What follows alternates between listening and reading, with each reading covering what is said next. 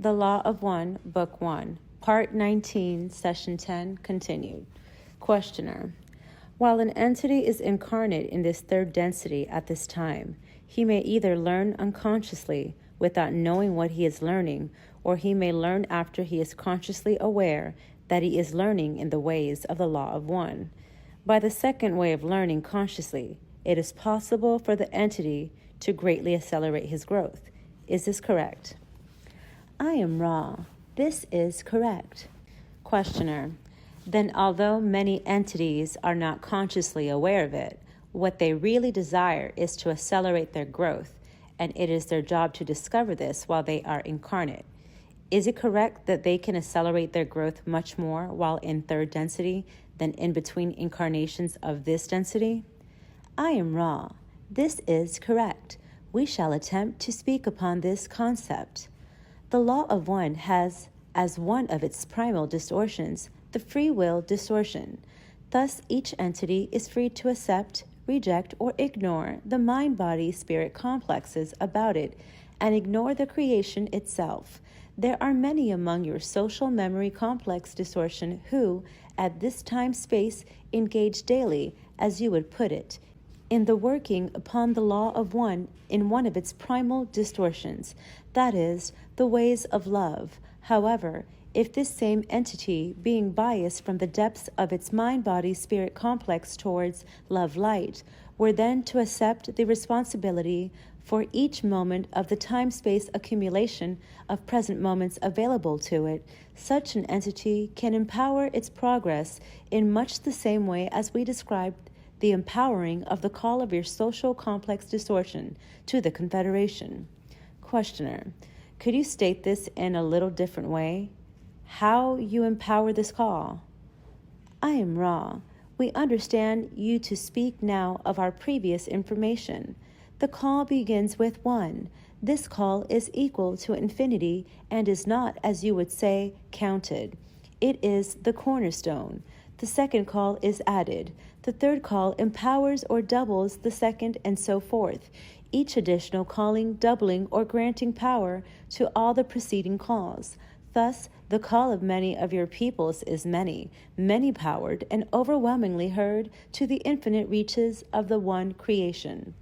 Questioner: for the general development of the reader of this book, could you state some of the practices or exercises to perform to produce an acceleration toward the Law of One? I am Ra. Exercise 1.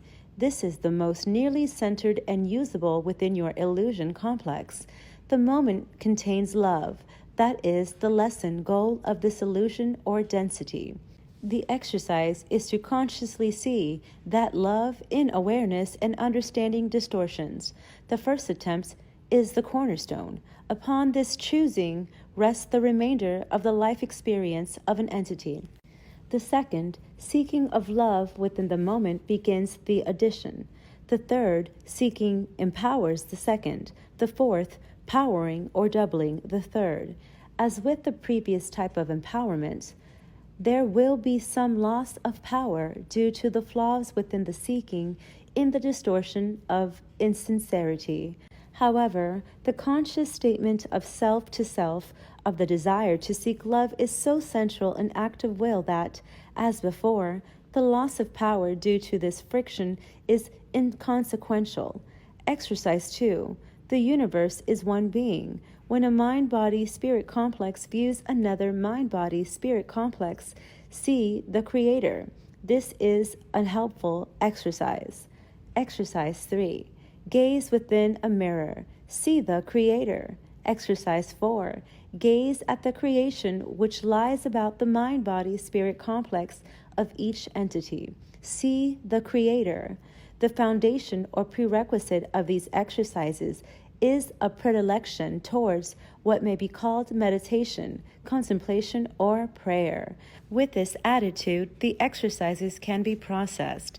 Without it, the data will not sink down into the roots of the tree of mind, thus enabling and ennobling the body and touching the spirit. Questioner: I was wondering about the advent of the civilizations of Atlantis and Lemuria. When did these civilizations occur and where did they come from? I am Ra. This is the last question of this working. The civilizations of Atlantis and Lemuria were not of one but two. Let's look first at the Mu entities. They were beings of a somewhat primitive nature, but those who had very advanced spiritual distortions. The civilization was part of this cycle, experienced early within the cycle at a time of approximately 53,000 of your years ago. It was a helpful and harmless place which was washed beneath the ocean during a readjustment of your sphere's tectonic plates through no action of their own. They sent out those who survived and reached many places in what you call Russia, North America, and South America. The Indians, of whom you come to feel some sympathy in your social complex distortions, are the descendants of these entities. Like the other incarnates of this cycle, they came from elsewhere. However, these particular entities were largely from a second density planet which had some difficulty, due to the age of its sun, in achieving third density life conditions. This planet was from the galaxy Deneb. The Atlantean race was a very conglomerate social complex which began to form approximately 31,000 years in the past of your space-time continuum illusion. It was a slow-growing and very gregarious one until approximately 15,000 of your years ago. It reached quickly a high technological understanding which caused it to be able to use intelligent infinity in an informative manner. We may add that they used intelligent energy as well, manipulating greatly the natural influxes of the indigo or pineal ray from divine or infinite energy. Thus they were able to create life forms. This they began to do instead of healing and perfecting their own mind-body-spirit complexes, turning their distortions towards what you may call negative. Approximately 11,000 of your years ago, the first of the what you call wars caused approximately 40% of this population to leave the density by means of disintegration of the body. The second and most devastating of the conflicts occurred approximately 10,821 years in the past according to your illusion. This created an earth-changing configuration, and the large part of Atlantis was no more, having been inundated.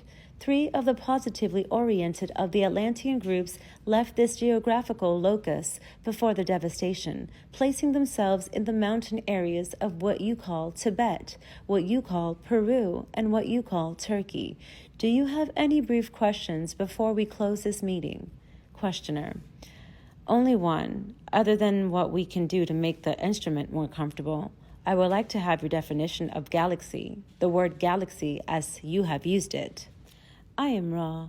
We use a term known to your people by the sound vibration galaxy. We accept that some galaxies contain one system of planetary and solar groups. Others contain several. However, the importance of the locus in infinite time-space dimensionality is so little that we accept the distortion implicit in such an ambiguous term. Questioner. Then the 9 planets and sun, which we have here in our system, would you refer to that as a galaxy? I am Ra. We would not. Questioner. How many stars would be approximately in a galaxy? I am Ra. It depends upon the galactic system. Your own, as you know, contains many, many millions of planetary entities and star bodies. Questioner. I was just trying to get to the definition that you were using for galaxy. You mentioned a couple of times the term galaxy in reference to what we call a planetary system, and it was causing some confusion. Is there any way that we can make the instrument more comfortable?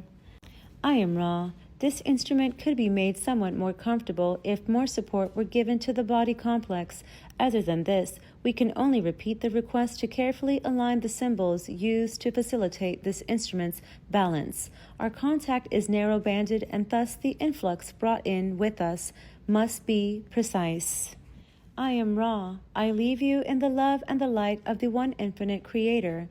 Go forth, therefore, rejoicing in the power and peace of the one Creator, Adonai.